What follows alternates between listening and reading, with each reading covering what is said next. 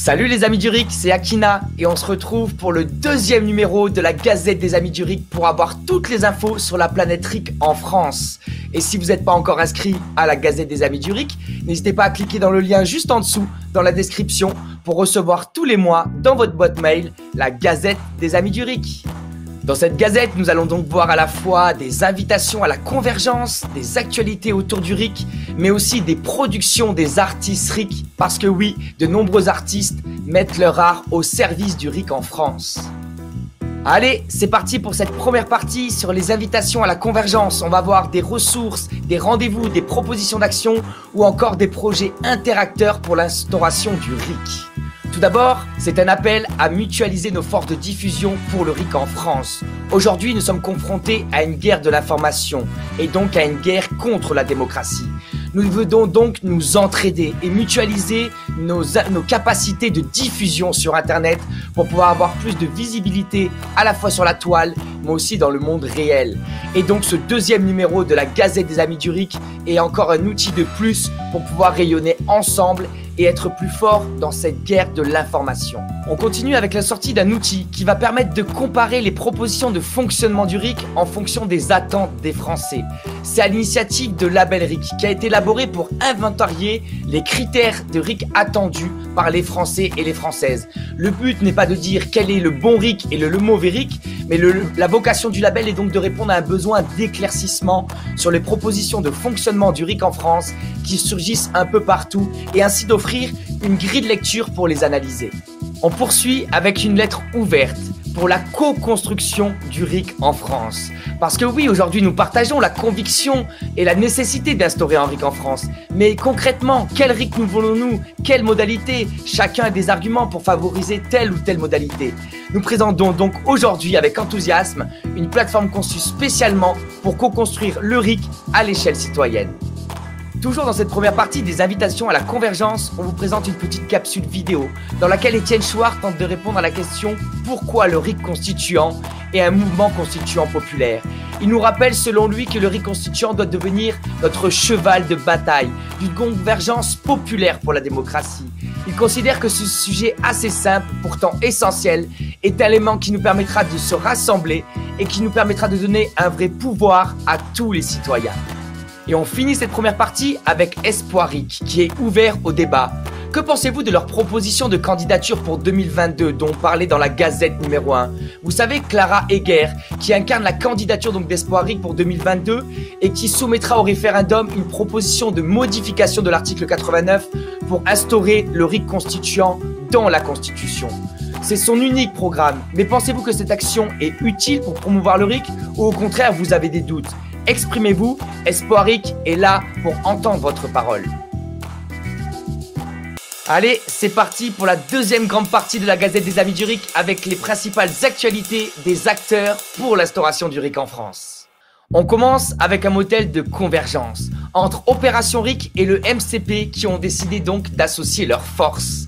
La convergence pour la démocratie continue de se développer et de s'enrichir, d'où cette initiative d'Opération RIC et du MCP qui publie aujourd'hui un communiqué de presse commun afin d'associer leurs forces vers une transition démocratique. Leur souhait partagé est tout simplement d'instaurer en France un processus constituant permanent à travers la modification de l'article 89 de la Constitution.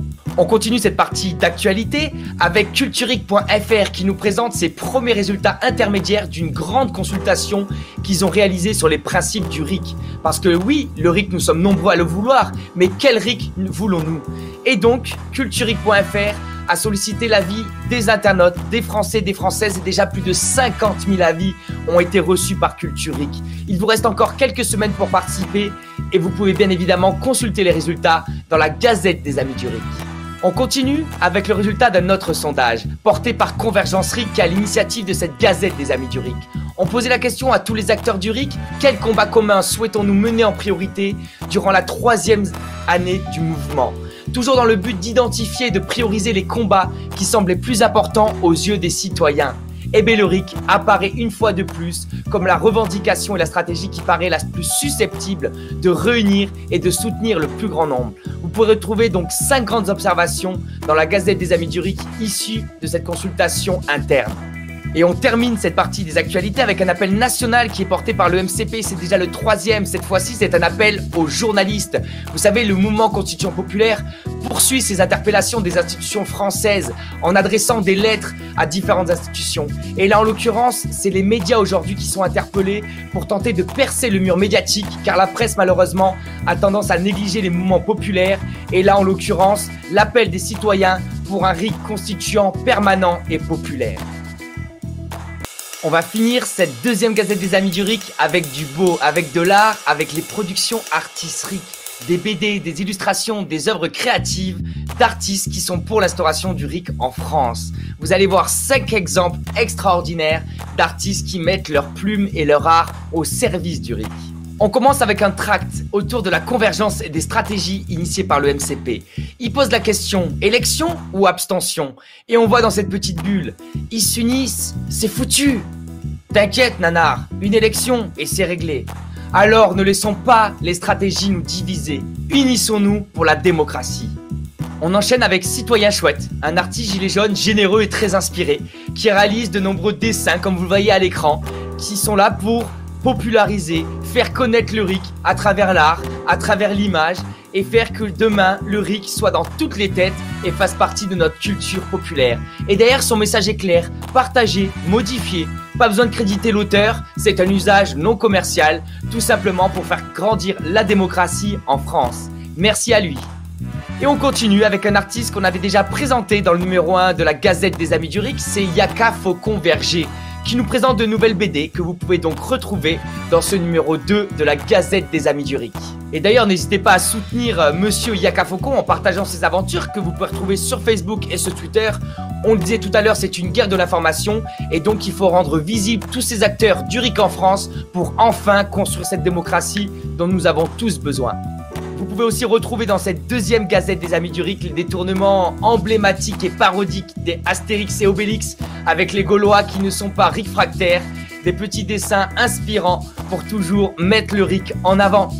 Et on finit cette partie sur les artistes RIC avec les dessins d'Alan Barth qui sont relayés aussi régulièrement par Culture RIC en rajoutant un petit écriteau. Alan Barth qui pose des questions sur la démocratie, sur la représentativité, sur l'abstentionnisme, sur les élections, des questions évidemment démocratiques. Merci à vous d'avoir été présent pour ce sommaire de la deuxième Gazette des Amis du RIC. On vous rappelle encore une fois que vous pouvez retrouver évidemment tous ces liens et donc tout le contenu à l'intérieur de la Gazette. N'hésitez pas à vous abonner si ce n'est pas encore fait. N'hésitez pas à abonner vos amis, vos proches aussi s'ils le souhaitent pour pouvoir faire grandir le RIC en France. Nous sommes toujours dans cette même démarche de convergence, d'unir les citoyens et les citoyennes pour construire une démocratie réelle. Et nous savons aujourd'hui, si vous nous écoutez, que l'élection ne sera pas libérateur, mais que le RIC est un outil clé, un cheval de bataille, comme le dit Étienne Chouard, pour construire une société plus juste, plus démocratique et où chaque citoyen a de la place pour pouvoir s'exprimer et faire peser sa parole dans le débat démocratique. Ça me tenait à cœur de finir cette vidéo avec un grand merci. Merci, merci à tous les citoyens et les citoyennes qui donnent de leur temps bénévolement pour faire grandir le RIC en France, qui donnent de leur énergie, de leurs compétences, de leurs moyens, tout simplement pour construire cette démocratie réelle dont nous avons toutes et tous besoin.